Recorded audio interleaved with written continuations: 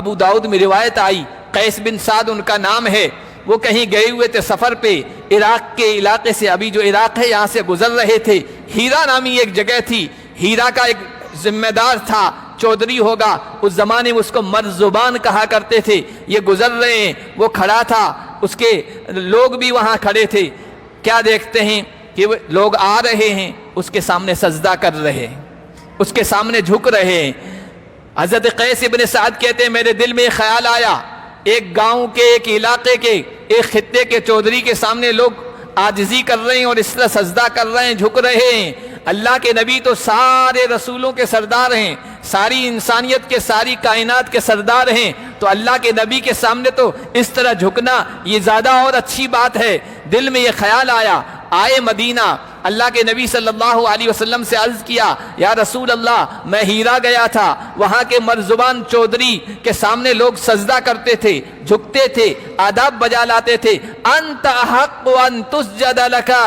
انت حق ان یسجد لک، فرمایا یا رسول اللہ آپ کل کائنات کے سجدار ہیں، آپ اس بات کے زیادہ حقدار ہیں کہ لوگ آپ کے سامنے سجدہ کریں،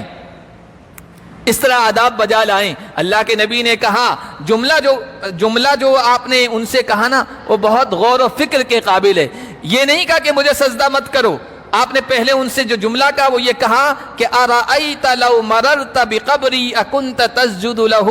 قیس مجھے بتاؤ ابھی تو میں زندہ ہوں، کیا جب میں اس دنیا سے چلا جاؤں گا، پردہ فرما جاؤں گا، میری قبر بنے گی، میرا روضہ بنے گا، کیا میری قبر سے گزرو گے تو تم سجدہ کرو گے، میری قبر کو سجدہ کرو گے؟ وہ تو صحابی رسول تھے، کہنے لگے یا رسول اللہ آپ کی قبر کو تو میں سجدہ گاہ نہیں بناؤں گا، تو حضور نے فرمایا فلا تفعلوا، قبر کو سجدہ گاہ بنانا بھی مت۔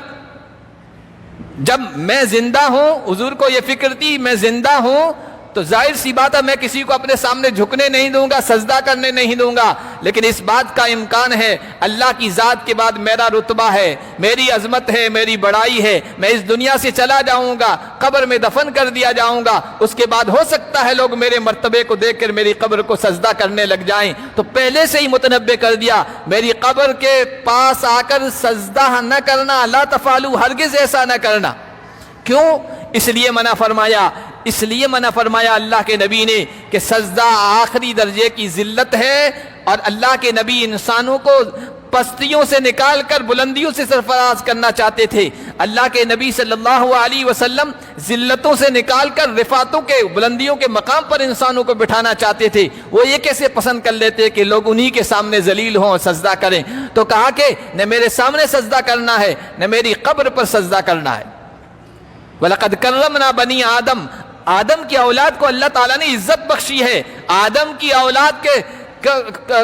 انسانوں کے سامنے انسان ذلیل و سجدہ کر کے جھک کر، یہ اللہ تعالیٰ نہ گوارا کرتے ہیں، نہ اللہ کے نبی صلی اللہ علیہ وسلم پسند فرماتے ہیں، بلکہ جو چیزیں انسانیت کے ذلیل کرنے کی چیزیں تھیں، اسباب تھے، ریزن تھے کہ یہ چیزیں لوگ اختیار کریں گے تو ذلت کے راستے پر چل پڑیں گے، اللہ کے نبی نے ان کو بھی پسند نہیں کیا۔ جیسے میں نے بتایا سجدہ ہے، رکوع ہے، ادب کے ساتھ قیام کے حالت میں کھڑا ہونا ہے، قبروں کو پختہ بنانا ہے، قبروں پر چراغ جلانا ہے، قبروں پر مجاور بن کر، پہرہ دار بن کر، گارڈ بن کر کھڑے ہو جانا ہے، یہ سب انسانوں کی ذلت کی طرف لے جانے والے اسباب ہیں، اللہ کے نبی نے ان سب کا خاتمہ کیا ہے، آپ حدیث اٹھا کر دیکھیے ان سب چیزوں سے منع ہے،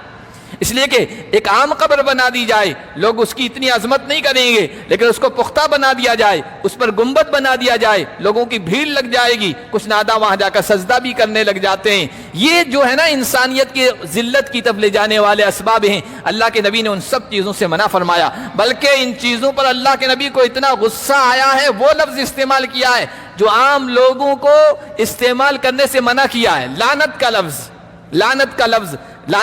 استعمال کرنے سے منع کیا گیا ہے، لیکن اللہ کے نبی نے اسے موقع پر فرمایا تھا لعن اللہ الیہود والنصارى اتخذوا قبور انبیائہم مساجدا، اللہ کی لعنت ہو، پھٹکار ہو یہودیوں پر، عیسائیوں پر، انہوں نے اللہ کے پیغمبروں، اپنے نبیوں، رسولوں، اللہ کے نیک بندوں کی قبروں پر پختہ چیزیں بنا دی، گنبد بنا دیے، پھر ان کو سجدہ گاہ بنا لیا، اللہ کی لعنت ہو ان پر۔ یہ سخت غصے کا اظہار ہے۔